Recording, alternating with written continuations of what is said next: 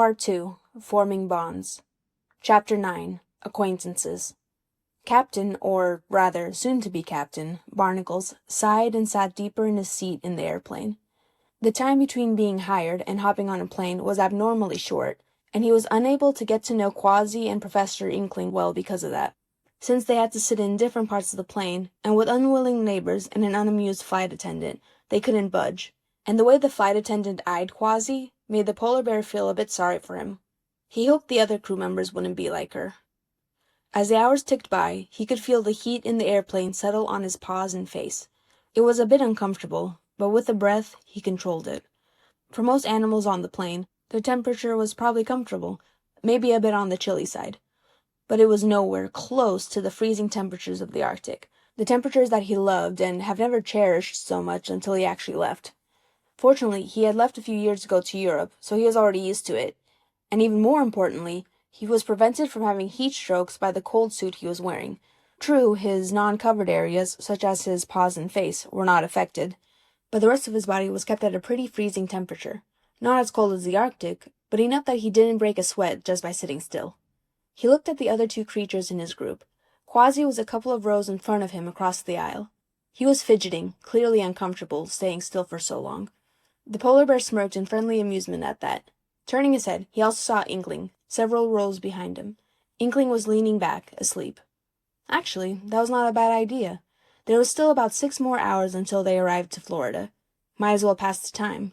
After all, he should be rested before he begins his new captaincy. He leaned back and closed his eyes, daydreaming about what future adventures he would be part of, until he succumbed to slumber. Line break. Quasi ran up to Inkling and Captain Barnacles on the pathway. His tail twitched. It had been a couple days since he joined Inkling, but it was still strange to be on land again. After years of being gently rocked back and forth by the water, the stillness of the earth felt unreal, and during the first couple hours of being on land, he felt it was moving. It was just the good old sea legs.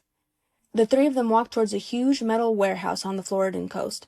The huge building towered above Quasi, and he looked up as the gigantic front door slowly opened with a metallic grinding noise that made him want to fold his cat ears closed. He looked on in anticipation, uncovered eye widening as he took in the sight before him. The first thing that immediately caught his attention was the big metal thing that stood in the middle of the warehouse. It wasn't complete, but if it was anyone's guess, he thought it looked like a giant octopus. It was a metallic gray, not painted, and an animal was welding one of the tentacles, which was not completed yet. The welder wasn't the only one there. The warehouse was teeming with life. Scores of animals worked in there, most on the metallic octopus, others on smaller experiments. "Sure is busy around here," the polar bear commented, looking around in awe as the three of them went inside. Quasi couldn't agree more. "Our engineer had multiple contacts in the area," Inkling explained as they went up the metal stairs to the second level. "It was only natural to build a submarine here." "This truly is amazing," Captain Barnacles commented. They started walking down a hallway, which looked like one of those office-y type of hallways with fluorescent lights and white walls. "I've scheduled a meeting with the whole crew today," Inkling stated. He looked behind himself to see if they were following him. "It'll be the first time they meet each other. I've given them some time to pack and settle their matters at home before having to come. The only exceptions are the engineer and the cooks, who had special circumstances. But with the engineer so busy recently, they haven't met either." There are also other reasons Inkling set it up this way. He had no idea when he would find the captain, and if all the other crew members met before they met him, it could cause cliques and possibly hinder the dynamics of the team. At least, that's what Inkling feared. It felt better this way for him. "Makes sense," Quasi said. "When will we actually start all this Octonaut adventuring? I can't wait to get back into the sea." "It won't be until a few weeks, maybe a month at most," Inkling replied. Quasi pouted. "It'll take a bit longer for the large and small submarines to be built. Not only that, but all the crew members must have training. We must be prepared before setting off." "That's a good idea," Captain Barnacle said. "I'll definitely need to know all the protocols for operating a submarine." "It can't be any harder than sailing on a pirate ship," Quasi thought. "We're finally here," Inkling said, gliding on his tentacles towards the door on the right. He turned the knob. Everyone should already be inside. As the door opened, Quasi saw a lot of curious eyes staring back at him from the room. There were quite a few creatures from several different species, sitting on chairs around a long black table. He recognized most of the species, a sea otter, a dog, a rabbit, but there was a type of animal he had never seen before. There was a small group of them, and they were this weird, half-vegetable, half-fish breed. He wondered if Calico would have known what those were. "Hello, everyone," Inkling greeted cheerfully, and everyone greeted back. The cat and polar bear followed Inkling as he went towards the table. The three of them sat down. As Quasi slid into the chair, he realized just how strange and different this was than anything he experienced in his life. If he could guess, it felt like a mix between a business meeting and a therapy session. He didn't know how he should act in this situation. "I'd like to thank everyone for coming out here and taking part in this ambitious endeavor," Inkling began. "You have all traveled far from your homes for this, and each of you are talented in an area that will be most invaluable on this crew. My hope is that by working together, we can truly make a difference in the oceans." Inkling put two of his tentacles together. "Now, I'd like everyone to introduce themselves and say what position they are taking." Quasi saw Inkling flicker his eyes to the right, and he followed his gaze.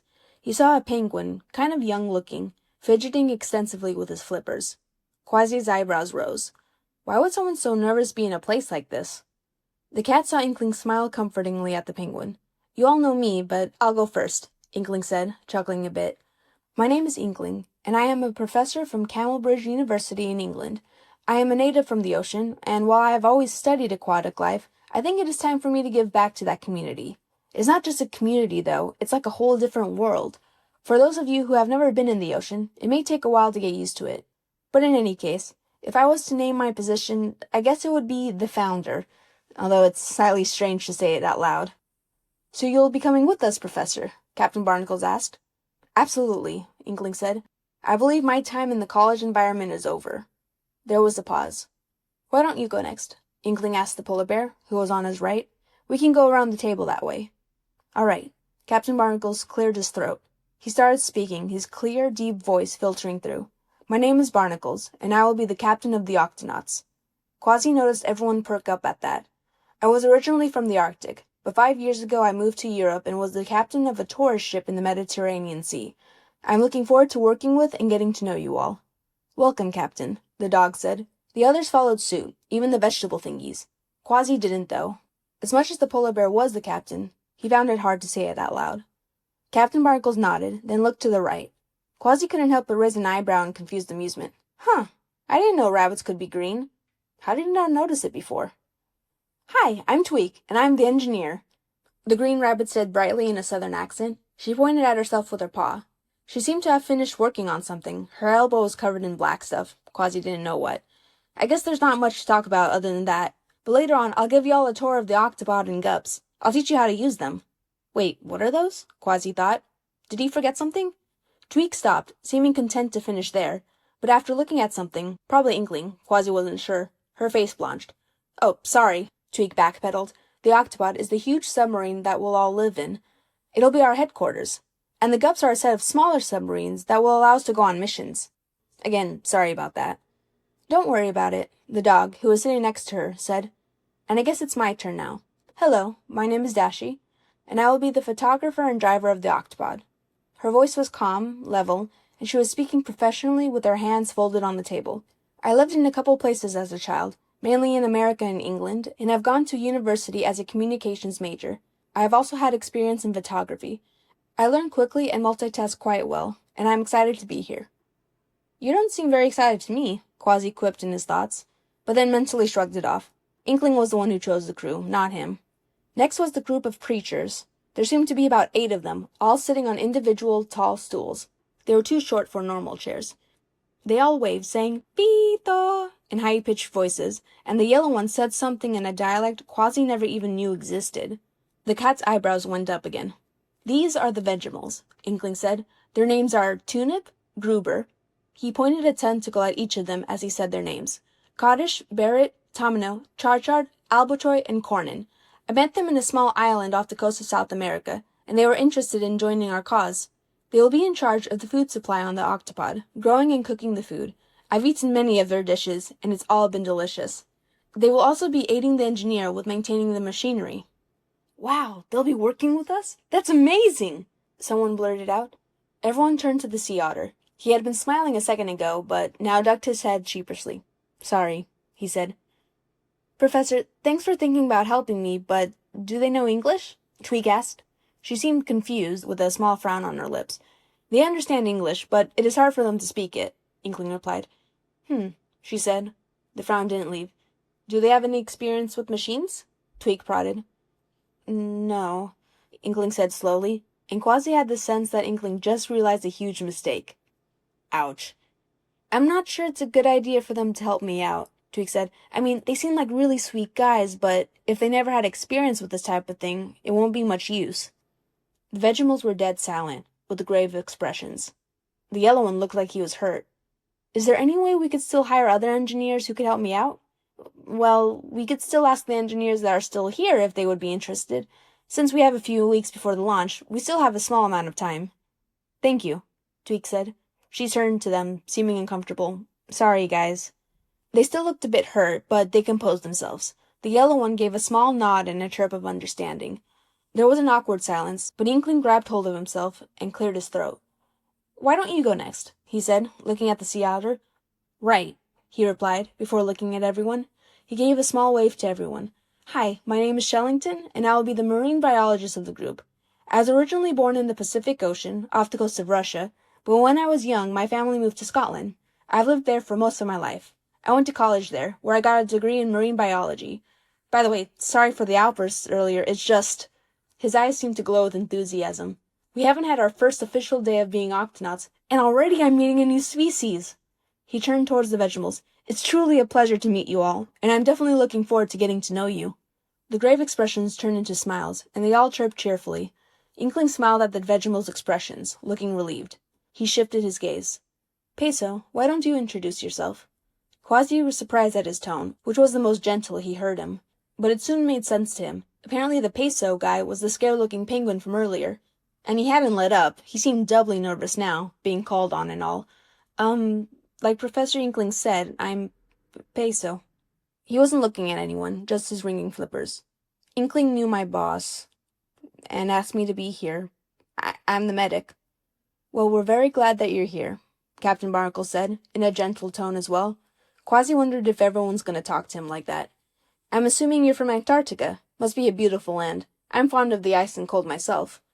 Quasi wondered what that had to do with anything, but Peso gave a small smile. Yeah, I am. It's kind of weird with how warm everything is. Are you wearing a cold suit?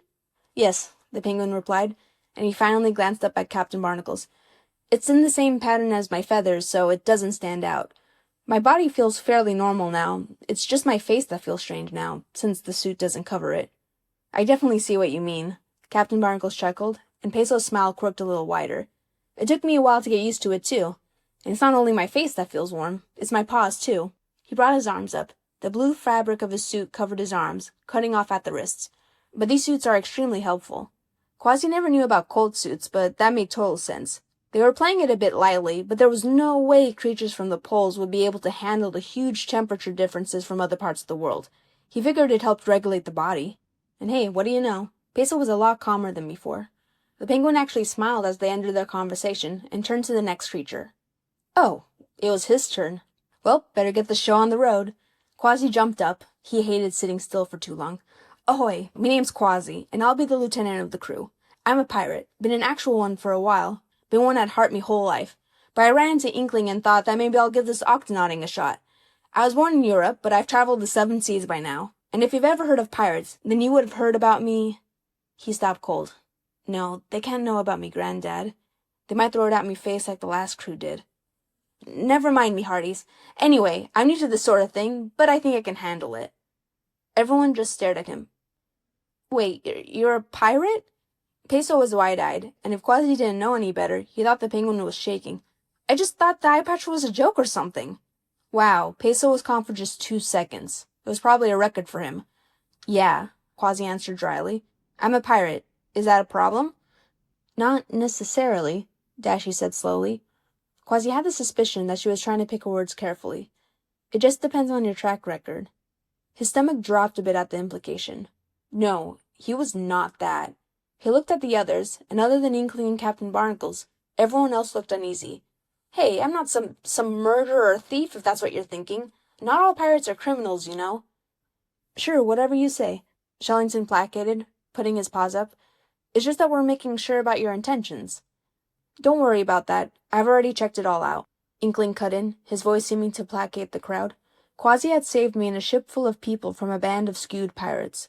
He has good motivations, and I am sure he would never hurt anyone. That's right. Captain Margles put in. "I was on that ship as well. Quasi thinks quick on his feet, is passionate, and has a strong moral compass. I believe that he will be a strong addition to this team." Quasi gave a small smile at that, but looked at the other crew members' expressions. They seemed to be hesitant. After a moment, the Vegemite smiled and gave a nod and a happy chirp. "If you believe it, then I'm not one to judge," Dashi said. "Me too," Shellington said. "Welcome to the team, Quasi." Everyone added their own welcome, and Quasi felt a little warmth in his heart. His smiles returned again, but then he glanced at Peso. The penguin didn't say anything. He was staring down at the table, seeming clearly uncomfortable. Quasi internally sighed. "You never get 100% accepted at any place, do you, Quasi?" But he tried to push that thought away. Everyone else seemed to be okay with him, at least on the outside. So at least that was good. And hey, if they weren't accepting, he could always join another crew.